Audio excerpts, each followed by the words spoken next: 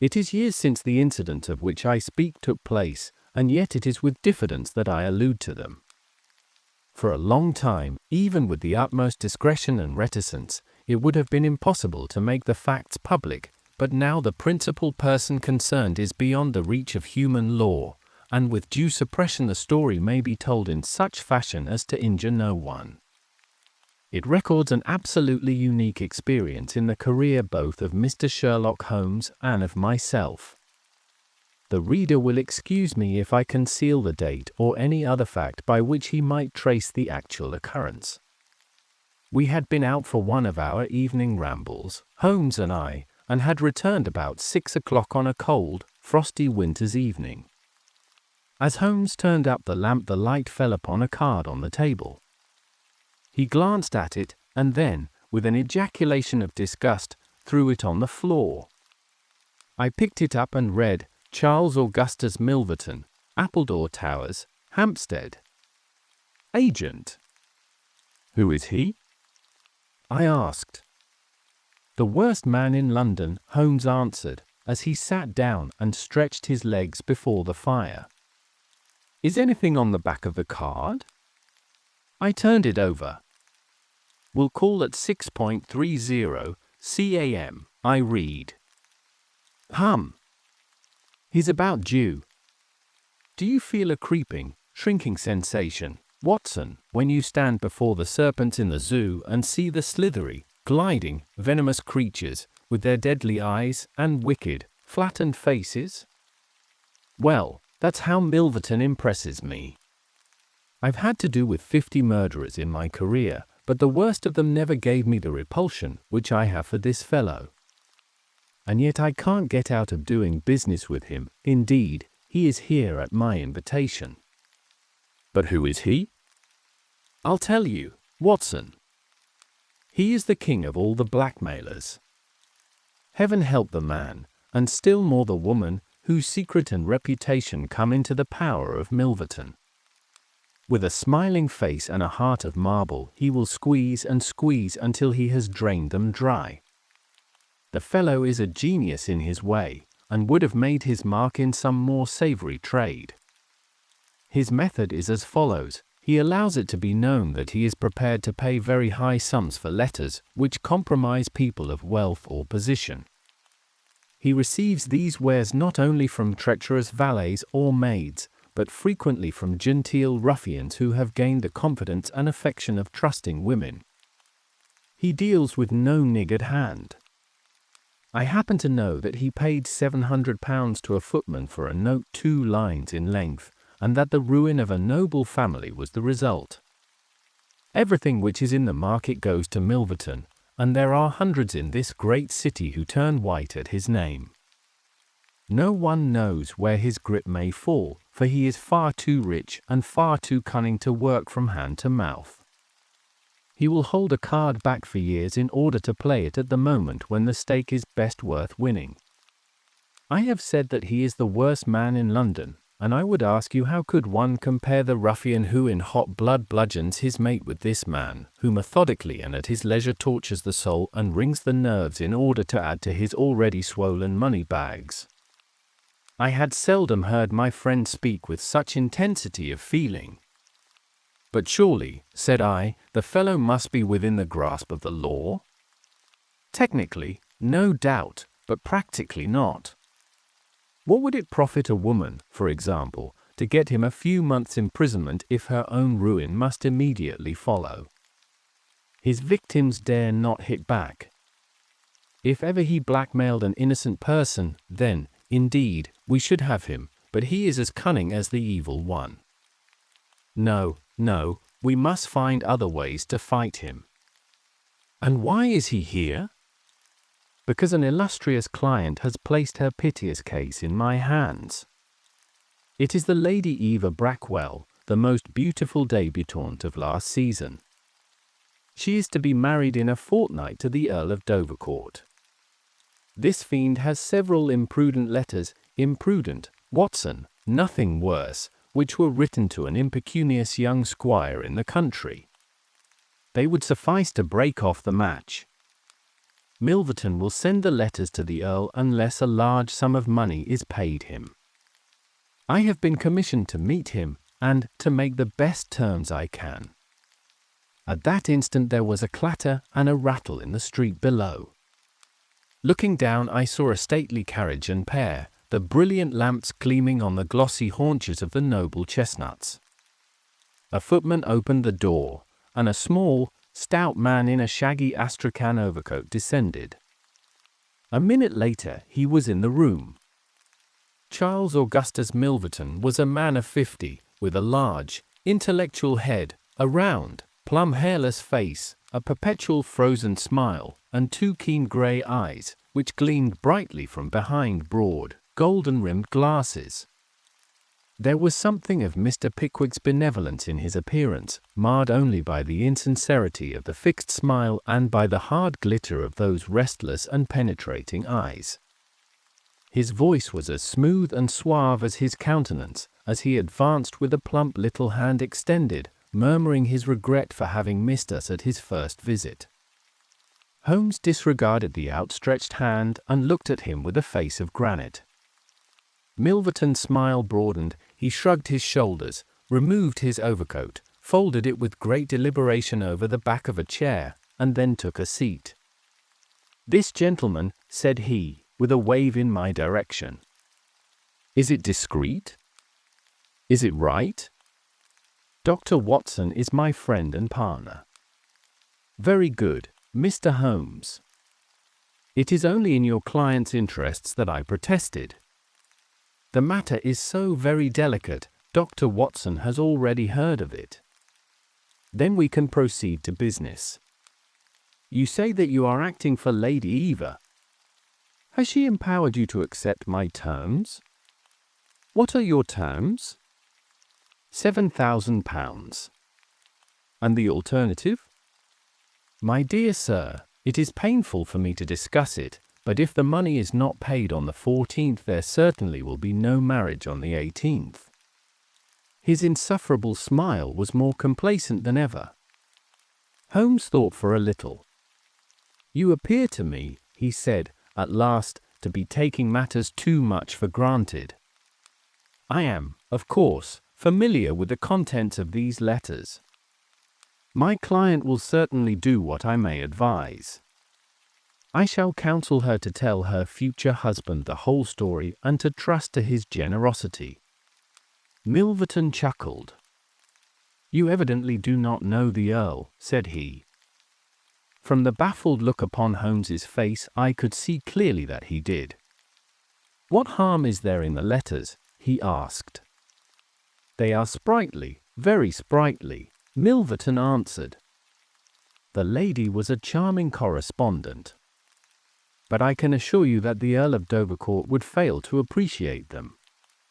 However, since you think otherwise, we will let it rest at that. It is purely a matter of business. If you think that it is in the best interests of your client that these letters should be placed in the hands of the Earl, then you would indeed be foolish to pay so large a sum of money to regain them." He rose and seized his astrakhan coat. Holmes was grey with anger and mortification. "Wait a little," he said.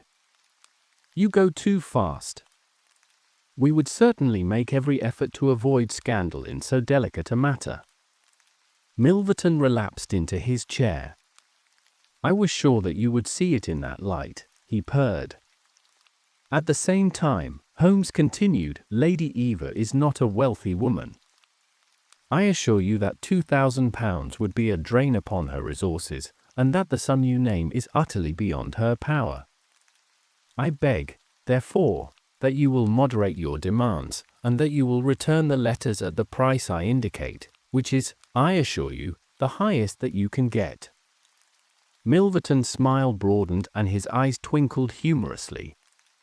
"I am aware that what you say is true about the lady's resources," said he. "At the same time, you must admit that the occasion of a lady's marriage is a very suitable time for her friends and relatives to make some little effort upon her behalf. They may hesitate as to an acceptable wedding present. Let me assure them that this little bundle of letters would give more joy than all the candelabra and butter dishes in London." "It is impossible," said Holmes. Dear me, how unfortunate," cried Milverton, taking out a bulky pocket-book. "I cannot help thinking that ladies are ill-advised in not making an effort. Look at this." He held up a little note with a coat of arms upon the envelope. "That belongs to, well, perhaps it is hardly fair to tell the name until tomorrow morning. But at that time it will be in the hands of the lady's husband. And all ruin this woman's career, which can profit you in no way? There you make a mistake, Mr. Holmes. An exposure would profit me indirectly to a considerable extent. I have 8 or 10 similar cases maturing. If it was circulated among them that I had made a severe example of the Lady Eva, I should find all of them much more open to reason. You see my point?" Holmes sprang from his chair. "Get behind him, Watson. Don't let him out. Now, sir, let us see the contents of that notebook." Milverton had glided as quick as a rat to the side of the room, and stood with his back against the wall. Mr. Holmes, he said, turning the front of his coat and exhibiting the butt of a large revolver, which projected from the inside pocket. "I have been expecting you to do something original. This has been done so often, and what good has ever come from it? I assure you that I am armed to the teeth, and I am perfectly prepared to use my weapons, knowing that the law will support me. Besides, your supposition that I would bring the letters here in a notebook is entirely mistaken. I would do nothing so foolish. And now, gentlemen, I have 1 or 2 little interviews this evening, and it is a long drive to Hampstead." He stepped forward, took up his coat, laid his hand on his revolver, and turned to the door. I picked up a chair, but Holmes shook his head and I laid it down again. With bow, a smile, and a twinkle, Milverton was out of the room, and a few moments after we heard the slam of the carriage door and the rattle of the wheels as he drove away. Holmes sat motionless by the fire, his hands buried deep in his trouser pockets, his chin sunk upon his breast, his eyes fixed upon the glowing embers. For half an hour he was silent and still. Then, with the gesture of a man who has taken his decision, he sprang to his feet and passed into his bedroom. A little later a rakish young workman with a goatee beard and a swagger lit his clay pipe at the lamp before descending into the street. "I'll be back some time, Watson," said he, and vanished into the night. I understood that he had opened his campaign against Charles Augustus Milverton, but I little dreamed the strange shape which that campaign was destined to take. For some days Holmes came and went at all hours in this attire, but beyond a remark that his time was spent at Hampstead, and that it was not wasted, I knew nothing of what he was doing. At last, however, on a wild, tempestuous evening, when the wind screamed and rattled against the windows, he returned from his last expedition, and having removed his disguise he sat before the fire and laughed heartily in his silent inward fashion. "You would not call me a marrying man, Watson?" "No, indeed." "You'll be interested to hear that I am engaged." "My dear fellow, I congrat to Milverton's housemaid." "Good heavens, Holmes!" "I wanted information, Watson." "Surely you have gone too far?" "It was a most necessary step. I am a plumber with a rising business, Escott by name. I have walked out with her each evening, and I have talked with her." "Good heavens, those talks!" "However, I have got all I wanted. I know Milverton's house as I know the palm of my hand." "But the girl, Holmes?" He shrugged his shoulders. "You can't help it, my dear Watson. You must play your cards as best you can when such a stake is on the table. However, I rejoice to say that I have a hated rival who will certainly cut me out the instant that my back is turned. What a splendid night it is! You like this weather? It suits my purpose. Watson, I mean to burgle Milverton's house tonight. I had a catching of the breath, and my skin went cold at the words, which were slowly uttered in a tone of concentrated resolution. As a flash of lightning in the night shows up in an instant every detail of a wide landscape, so at one glance I seemed to see every possible result of such an action, the detection, the capture, the honored career ending in irreparable failure and disgrace, my friend himself lying at the mercy of the odious Milverton. For heaven's sake, Holmes, think what you are doing, I cried.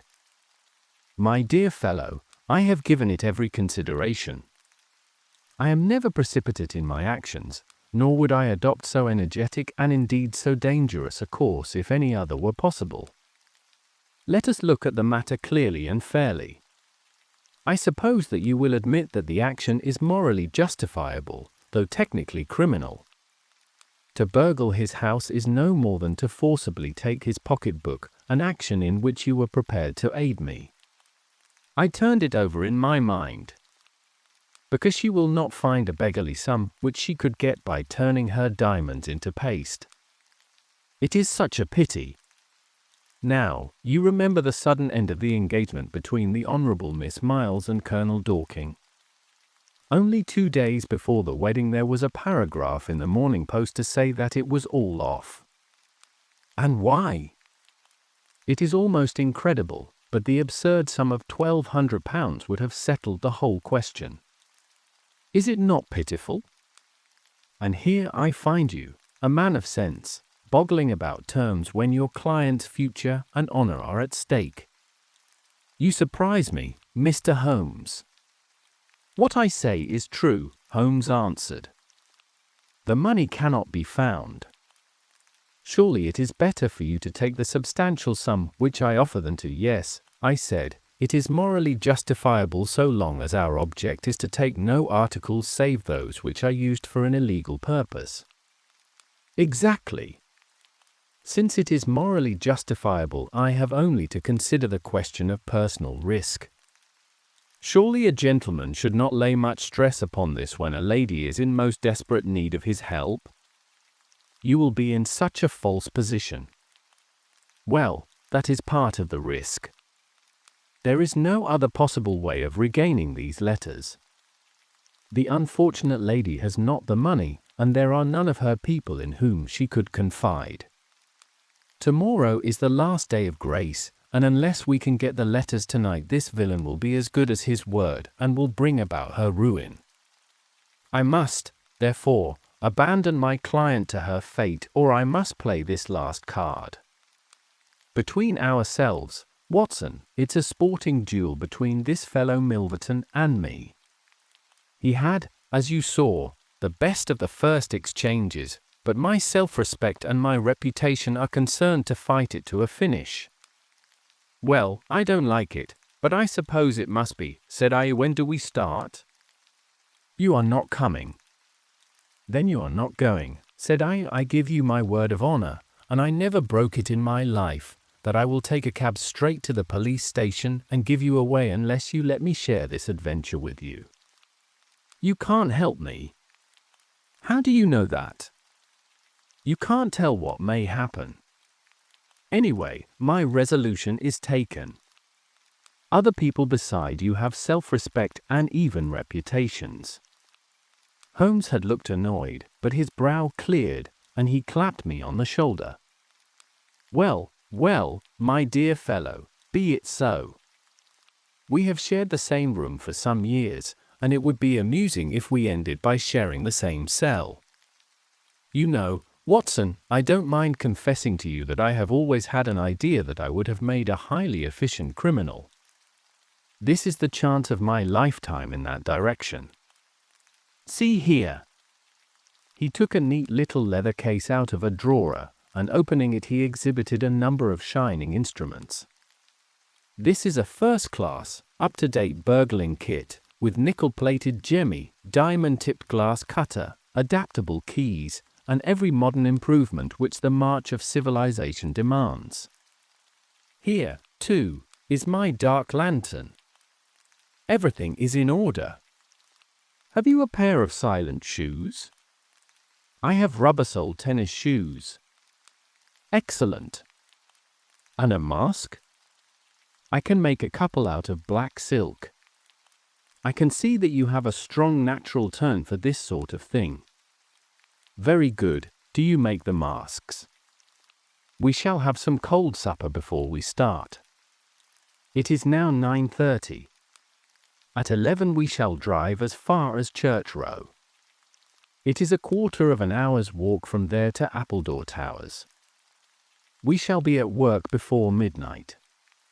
Milverton is a heavy sleeper and retires punctually at 10:30. With any luck, we should be back here by 2, with the Lady Eva's letters in my pocket. Holmes and I put on our dress clothes, so that we might appear to be two theatre-goers homeward bound. In Oxford Street, we picked up a hansom and drove to an address in Hampstead. Here we paid off our cab, and with our greatcoats buttoned up, for it was bitterly cold and the wind seemed to blow through us, we walked along the edge of the heath. It's a business that needs delicate treatment, said Holmes. These documents are contained in a safe in the fellow's study, and the study is the ante-room of his bedchamber. On the other hand, like all these stout, little men who do themselves well, he is a plethoric sleeper. Agatha, that's my fiancée, says it is a joke in the servants' hall that it's impossible to wake the master. He has a secretary who is devoted to his interests and never budges from the study all day. That's why we are going at night. Then he has a beast of a dog which roams the garden. I met Agatha late the last 2 evenings, and she locks the brute up so as to give me a clear run. This is the house, this big one in its own grounds. Through the gate, now to the right among the laurels. We might put on our masks here, I think. You see, there is not a glimmer of light in any of the windows, and everything is working splendidly. With our black silk face coverings, which turned us into 2 of the most truculent figures in London, we stole up to the silent, gloomy house. A sort of tiled veranda extended along one side of it, lined by several windows and 2 doors. That's his bedroom, Holmes whispered. This door opened straight into the study.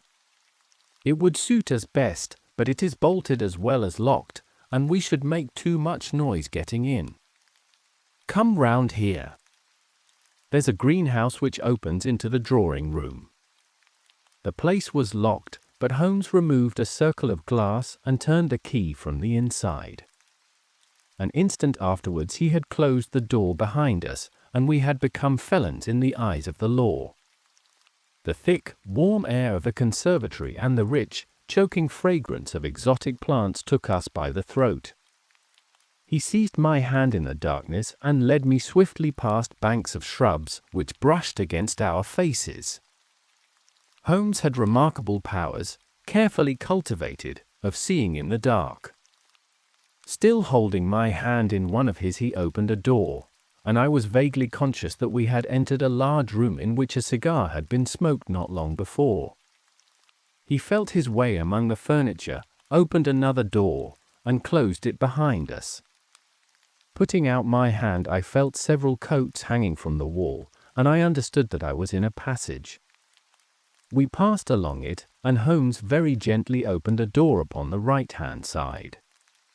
Something rushed out at us and my heart sprang into my mouth, but I could have laughed when I realized that it was the cat. A fire was burning in this new room, and again the air was heavy with tobacco smoke. Holmes entered on tiptoe, waited for me to follow, and then very gently closed the door. We were in Milverton's study, and a portiere at the farther side showed the entrance to his bedroom. It was a good fire, and the room was illuminated by it. Near the door I saw the gleam of an electric switch, but it was unnecessary, even if it had been safe to turn it on. At one side of the fireplace was a heavy curtain which covered the bay window we had seen from outside. On the other side was the door which communicated with the veranda. A desk stood in the center with a turning chair of shining red leather. Opposite was a large bookcase with a marble bust of Athene on the top. In the corner between the bookcase and the wall there stood a tall green safe, the firelight flashing back from the polished brass knobs upon its face. Holmes stole across and looked at it.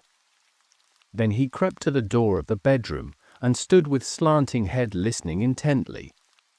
No sound came from within. Meanwhile it had struck me that it would be wise to secure our retreat through the outer door, so I examined it. To my amazement it was neither locked nor bolted. I touched Holmes on the arm, and he turned his masked face in that direction. I saw him start, and he was evidently as surprised as I don't like it, he whispered, putting his lips to my very ear. I can't quite make it out. Anyhow, we have no time to lose. Can I do anything? Yes, stand by the door. If you hear anyone come, bolt it on the inside, and we can get away as we came. If they come the other way, we can get through the door if our job is done, or hide behind these window curtains if it is not. Do you understand? I nodded and stood by the door. My first feeling of fear had passed away, and I thrilled now with a keener zest than I had ever enjoyed when we were the defenders of the law instead of its defiers. The high object of our mission, the consciousness that it was unselfish and chivalrous, the villainous character of our opponent, all added to the sporting interest of the adventure. Far from feeling guilty, I rejoiced and exulted in our dangers. With a glow of admiration, I watched Holmes unrolling his case of instruments and choosing his tool with the calm, scientific accuracy of a surgeon who performs a delicate operation. I knew that the opening of safes was a particular hobby with him, and I understood the joy which it gave him to be confronted with this green and gold monster, the dragon which held in its maw the reputations of many fair ladies. Turning up the cuffs of his dress coat, he had placed his overcoat on a chair. Holmes laid out 2 drills, a jemmy, and several skeleton keys. I stood at the center door with my eyes glancing at each of the others, ready for any emergency, though, indeed, my plans were somewhat vague as to what I should do if we were interrupted. For half an hour Holmes worked with concentrated energy, laying down one tool, picking up another, handling each with the strength and delicacy of the trained mechanic. Finally I heard a click, the broad green door swung open, and inside I had a glimpse of a number of paper packets, each tied, sealed, and inscribed. Holmes picked one out, but it was hard to read by the flickering fire, and he drew out his little dark lantern, for it was too dangerous, with Milverton in the next room, to switch on the electric light. Suddenly I saw him halt, listen intently, and then in an instant he had swung the door of the safe to, picked up his coat, stuffed his tools into the pockets, and darted behind the window curtain, motioning me to do the same. It was only when I had joined him there that I heard what had alarmed his quicker senses. There was a noise somewhere within the house. A door slammed in the distance. Then a confused, dull murmur broke itself into the measured thud of heavy footsteps rapidly approaching. They were in the passage outside the room. They paused at the door. The door opened. There was a sharp snick as the electric light was turned on. The door closed once more, and the pungent reek of a strong cigar was borne to our nostrils. Then the footsteps continued backwards and forwards, within a few yards of us. Finally, there was a creak from a chair, and the footsteps ceased. Then a key clicked in a lock, and I heard the rustle of papers. So far I had not dared to look out, but now I gently parted the division of the curtains in front of me and peeped through. From the pressure of Holmes's shoulder against mine, I knew that he was sharing my observations. Right in front of us, and almost within our reach, was the broad, rounded back of Milverton. It was evident that we had entirely miscalculated his movements, that he had never been to his bedroom, but that he had been sitting up in some smoking or billiard room in the farther wing of the house, the windows of which we had not seen. His broad, grizzled head, with its shining patch of baldness, was in the immediate foreground of our vision. He was leaning far back in the red leather chair, his legs outstretched, a long black cigar projecting at an angle from his mouth. He wore a semi-military smoking jacket, claret-colored, with a black velvet collar. In his hand he held a long legal document, which he was reading in an indolent fashion, blowing rings of tobacco smoke from his lips as he did so. There was no promise of a speedy departure in his composed bearing and his comfortable attitude. I felt Holmes's hand steal into mine and give me a reassuring shake, as if to say that the situation was within his powers and that he was easy in his mind. I was not sure whether he had seen what was only too obvious from my position, that the door of the safe was imperfectly closed, and that Milverton might at any moment observe it. In my own mind I had determined that if I were sure, from the rigidity of his gaze, that it had caught his eye, I would at once spring out, throw my greatcoat over his head, pinion him, and leave the rest to Holmes. But Milverton never looked up. He was languidly interested by the papers in his hand, and page after page was turned as he followed the argument of the lawyer.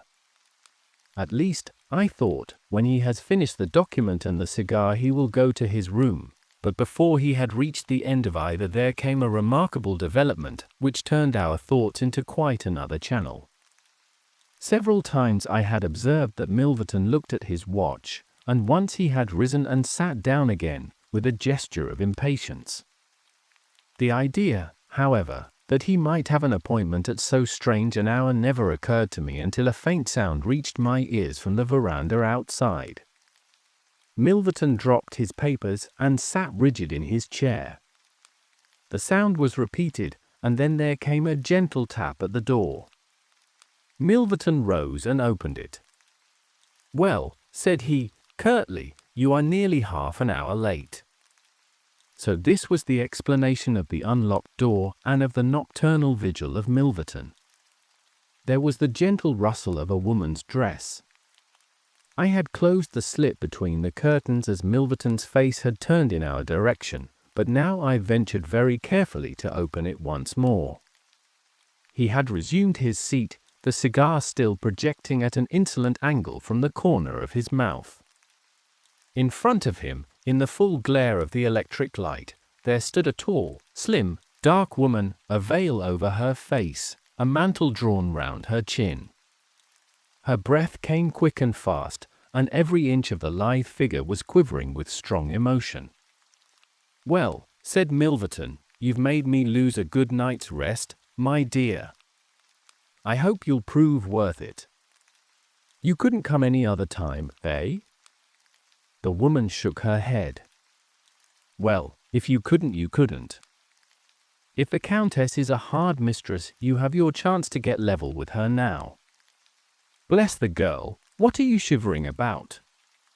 That's right. Pull yourself together. Now, let us get down to business." He took a note from the drawer of his desk. "You say that you have 5 letters which compromise the Countess d'Albert. You want to sell them. I want to buy them. So far so good. It only remains to fix a price. I should want to inspect the letters, of course. If they are really good specimens, great heavens, is it you?" The woman without a word had raised her veil and dropped the mantle from her chin. It was a dark, handsome, clear-cut face which confronted Milverton, a face with a curved nose, strong, dark eyebrows shading hard, glittering eyes, and a straight, thin-lipped mouth set in a dangerous smile. "It is I," she said, "the woman whose life you have ruined." Milverton laughed, but fear vibrated in his voice. "You were so very obstinate," said he. "Why did you drive me to such extremities? I assure you I wouldn't hurt a fly of my own accord, but every man has his business, and what was I to do? I put the price well within your means. You would not pay. So you sent the letters to my husband, and he, the noblest gentleman that ever lived, a man whose boots I was never worthy to lace, he broke his gallant heart and died. You remember that last night when I came through that door I begged and prayed you for mercy, and you laughed in my face as you are trying to laugh now, only your coward heart cannot keep your lips from twitching? Yes, you never thought to see me here again, but it was that night which taught me how I could meet you face to face, and alone. Well, Charles Milverton, what have you to say?" "Don't imagine that you can bully me," said he, rising to his feet. "I have only to raise my voice, and I could call my servants and have you arrested. But I will make allowance for your natural anger. Leave the room at once as you came, and I will say no more." The woman stood with her hand buried in her bosom, and the same deadly smile on her thin lips. "You will ruin no more lives as you ruined mine. You will wring no more hearts as you wrung mine. I will free the world of a poisonous thing. Take that, you hound, and that, and that, and that." She had drawn a little, gleaming revolver, and emptied barrel after barrel into Milverton's body, the muzzle within 2 feet of his shirt front. He shrank away and then fell forward upon the table, coughing furiously and clawing among the papers. Then he staggered to his feet, received another shot, and rolled upon the floor. "You've done me," he cried, and lay still. The woman looked at him intently and ground her heel into his upturned face. She looked again, but there was no sound or movement. I heard a sharp rustle, the night air blew into the heated room, and the avenger was gone. No interference upon our part could have saved the man from his fate, but as the woman poured bullet after bullet into Milverton's shrinking body, I was about to spring out, when I felt Holmes's cold, strong grasp upon my wrist. I understood the whole argument of that firm, restraining grip, that it was no affair of ours, that justice had overtaken a villain, that we had our own duties and our own objects, which were not to be lost sight of. But hardly had the woman rushed from the room when Holmes, with swift, silent steps, was over at the other door. He turned the key in the lock. At the same instant we heard voices in the house and the sound of hurrying feet. The revolver shots had roused the household. With perfect coolness Holmes slipped across to the safe, filled his 2 arms with bundles of letters, and poured them all into the fire. Again and again he did it, until the safe was empty. Someone turned the handle and beat upon the outside of the door. Holmes looked swiftly round. The letter which had been the messenger of death for Milverton lay, all mottled with his blood, upon the table. Holmes tossed it in among the blazing papers.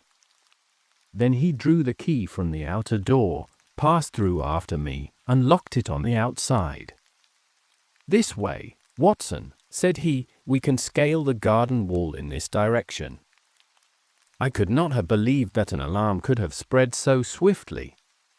Looking back, the huge house was one blaze of light. The front door was open, and figures were rushing down the drive. The whole garden was alive with people, and one fellow raised a view hallo as we emerged from the veranda and followed hard at our heels. Holmes seemed to know the ground perfectly, and he threaded his way swiftly among a plantation of small trees, I close at his heels, and our foremost pursuer panting behind us. It was a 6-foot wall which barred our path, but he sprang to the top and over. As I did the same, I felt the hand of the man behind me grab at my ankle, but I kicked myself free and scrambled over a glass-strewn coping. I fell upon my face among some bushes, but Holmes had me on my feet in an instant, and together we dashed away across the huge expanse of Hampstead Heath. We had run 2 miles, I suppose, before Holmes at last halted and listened intently. All was absolute silence behind us. We had shaken off our pursuers and were safe. We had breakfasted and were smoking our morning pipe on the day after the remarkable experience which I have recorded when Mr. Lestrade, of Scotland Yard, very solemn and impressive, was ushered into our modest sitting-room. "Good morning, Mr. Holmes," said he. "Good morning. May I ask if you are very busy just now?" "Not too busy to listen to you." "I thought that, perhaps, if you had nothing particular on hand, you might care to assist us in a most remarkable case which occurred only last night at Hampstead." "Dear me," said Holmes. "What was that?" "A murder, a most dramatic and remarkable murder. I know how keen you are upon these things, and I would take it as a great favor if you would step down to Appledore Towers and give us the benefit of your advice. It is no ordinary crime. We have had our eyes upon this Mr. Milverton for some time, and, between ourselves, he was a bit of a villain. He is known to have held papers which he used for blackmailing purposes. These papers have all been burned by the murderers. No article of value was taken, as it is probable that the criminals were men of good position, whose sole object was to prevent social exposure." "Criminals," said Holmes. "Plural." "Yes, there were 2 of them. They were, as nearly as possible, captured red-handed. We have their footmarks, we have their description, it's 10 to 1 that we trace them. The first fellow was a bit too active, but the second was caught by the under-gardener and only got away after a struggle. He was a middle-sized, strongly built man, square jaw, thick neck, moustache, a mask over his eyes." "That's rather vague," said Sherlock Holmes. "Why, it might be a description of Watson." "It's true," said the inspector, with much amusement. "It might be a description of Watson." "Well, I am afraid I can't help you, Lestrade," said Holmes. "The fact is that I knew this fellow Milverton, that I considered him one of the most dangerous men in London, and that I think there are certain crimes which the law cannot touch, and which therefore, to some extent, justify private revenge. No, it's no use arguing. I have made up my mind. My sympathies are with the criminals rather than with the victim, and I will not handle this case." Holmes had not said one word to me about the tragedy which we had witnessed, but I observed all the morning that he was in his most thoughtful mood, and he gave me the impression, from his vacant eyes and his abstracted manner, of a man who is striving to recall something to his memory. We were in the middle of our lunch when he suddenly sprang to his feet. "By Jove, Watson, I've got it," he cried. "Take your hat. Come with me." He hurried at his top speed down Baker Street and along Oxford Street until we had almost reached Regent Circus. Here on the left hand there stands a shop window filled with photographs of the celebrities and beauties of the day. Holmes's eyes fixed themselves upon one of them, and following his gaze I saw the picture of a regal and stately lady in court dress, with a high diamond tiara upon her noble head. I looked at that delicately curved nose, at the marked eyebrows, at the straight mouth, and the strong little chin beneath it. Then I caught my breath as I read the time-honored title of the great nobleman and statesman whose wife she had been. My eyes met those of Holmes, and he put his finger to his lips as we turned away from the window.